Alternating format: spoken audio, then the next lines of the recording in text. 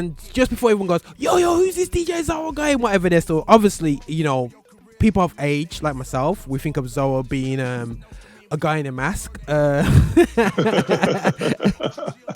a cool mask or whatever. There, so a guy, he,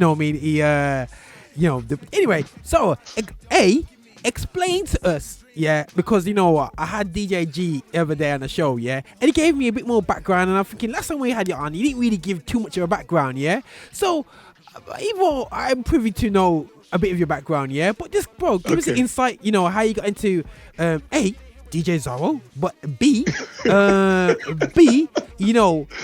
how come, Roger's calling you on the Urban Channel and you're a few months older than Roger?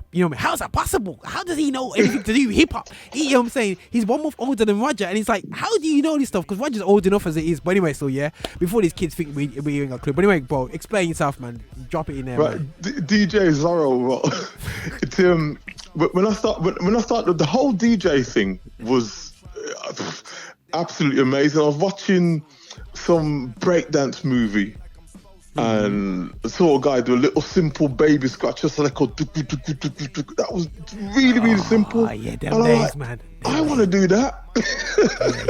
Them days, bro. And I got every last penny I had and then some, because it was cash and some went on a little credit card to get my I went straight for the big guns. I didn't mess about. I went straight for my SLs, my Proper Techniques SLs. Yeah. And then I never left the house. I started to practice. So when I first started to DJ, it was only to do turntablism, to compete in DJ mixing competitions. I never started off as mixing tracks back to back to different genres. I was just buying hip hop tracks. So was this to Corey Red? Or no. Explain that, because I'm thinking that I need to. We're going way back now.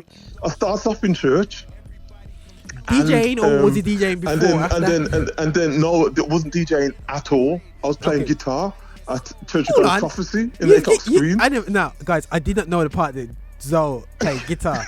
I know his brother plays guitar, and I know his brother plays every instrument on earth. There's not one thing he don't. He even sings as well. You know what I mean? But Zorro, just to let everyone know, I did not know that part. But anyway, so just put it there. It was very basic, very, very basic, because all the choruses were just, you could get away with free note riff. Free. So like when you sing, I feel like pressing my way, you just do a free note riff and you're good to go. Yeah. So I was the main guitarist at Laycock Screen Prophecy years ago. No way. Before the Bailey Revolution, yeah. But anyway, before we get ourselves in trouble, let's edit that part out. But yeah, man. But okay, cool. So you're in church now. You're playing the guitar. That's your mode of music in church. You know me. Growing up in Pentecostal churches, you're a musician, singer, or you're in the pews, or you're a preacher, So you take that. So then you ran. You left church, bro. Why? 11 years. I'm not going to go into that story, not on this show. That'll be on a different show when you're going in really deep. But it was at the end of a kind of disastrous relationship, to be quite honest, which cool. Why I then end up leaving church for 11 years, and literally I went from leaving church to literally about 12 months later competing nationally in DJ mixing competitions. So you gone from guitarist and 11 months, you got to 12 months, 12 months. I'd have to the story. I wish I was a writing man, because if I'd done a bio, I'll sure make some money. But anyway, like, how it all happens is just like, it's. I'm going to keep it very, very short. But what happened is, I left church. I didn't have any friends outside church.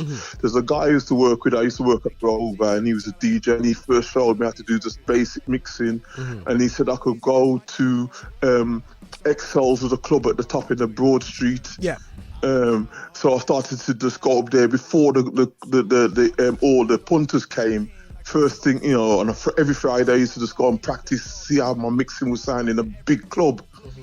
And then when the punters came, I used to just disappear, like, because I wasn't comfortable in that environment. Yeah. And then a few weeks down the line, the manager said to me, "Can you come collect some glasses?" I'm like, no, I'm not. No, I need to go home. He goes, "Go on, mate, I'm desperate. Loads of my staff are phoned in sick." So I started to collect some glasses and started to get a bit more comfortable in that environment. Yeah. Simultaneously, exactly at the same time, I just started weight training. And I said to the doorman manager, "Can I do the doors?" And he looked at me, because you know when you start training, you think, I'm Mr. Universe, and you're not. Yeah. So he looked at me and he laughed. I was like, okay, but then I put on gains very, very quickly. Yeah. So the cut long story short, I've collecting glasses for months now. Yeah. And I've bulked up really quick. So the head of the doorman says to me, "Are you the guy who has to do door work 3 months back?" I said, yeah. He goes, "You still interested?" I went, yeah. So I started to do door work. Yeah. I went from glass collector to doorman, but simultaneously, if you can do all these things simultaneously, I'm in my bedroom every spare hours practicing turntablism. Yo, so and then lo and behold, DMC done the UK the Birmingham heat of the DMC mixing competitions in Excel's nightclub. So I came from this guy who was in Church of God of Prophecy, and then 12 months later, because I was the doorman at the club, it went from not knowing anybody on the secular world to me competing in DMC 12 months later, and everybody knew because of the doorman, chanting Zorro, Zorro, Zorro. So it was. So basically, when it filtered back to the bedroom, there was like this. He backslide. Precisely. But backslid and became very popular very quickly outside the church. Very, very quickly. You couldn't write the script. If you watched on a story, just say, nah, that wouldn't happen. But it did happen. Man dropped off. And then the actual name Zorro came at first because I met the UK hip hop scene, then secular hip hop scene. Everybody would just use that. I remember this guy called Derek B. So I used to just call myself Georgie B, which wasn't really very appealing. But then I was working with this one rapper who she wanted to write some lyrics about a DJ, and because of this, what they call beat juggling now, we used to call it cutting back to back, and you're going from left to right on the deck. Yeah. And she used the metaphor cutting like Zorro, and then she says to me, maybe you could use the name Zorro. And I'm like, nah. And this is not 1988. And she said, maybe it could be part of a stage costume thing. And I'm like, that could kind of work. And it just added more of a ring to it than just Georgie B. Yeah. So just based on them lyrics, just what she's writing some verses, just general kind of bragging verses and bragging about her DJ producer. And just made that suggestion, had a little debate like, no, I don't like it. Oh, maybe I do. Then 1988, I went from George B to DJ Zorro. That's what I'm talking about, G. So that's how it came along. Amen. Just like that. Yeah. And then I kept it when I went into church, because like any kind of hip hop concerts, like Public Enemy, EPMD, all old school stuff, Big Daddy Kane, Naughty by Nature. When they came to West Midlands, I was always a warm-up DJ.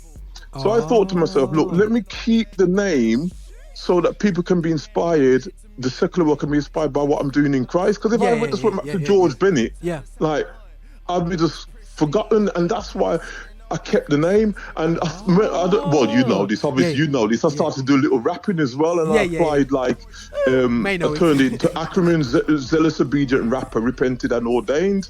So the Zorro became, because Zorro was just Zorro because it was a good suggestion, but then I put meaning to it when I went back into church. No, that's big, and I think reason why I have to put this out there, bro. I think sometimes people see us do stuff, and they don't recognize the journey that we go through to get where we are, and and sometimes it's good to hear testimonies, because people thinking that so-and-so's left church, like people seeing you leave the church and go, boy, him gone. But if anything, it was all part of the process, bruv. You come back stronger, better, meaner, bigger for God, even more on the way back in. You know what I'm saying? So you left out, you could say half pint, as they would say. You come back full jug. You know what I'm saying? You know what I mean? For real,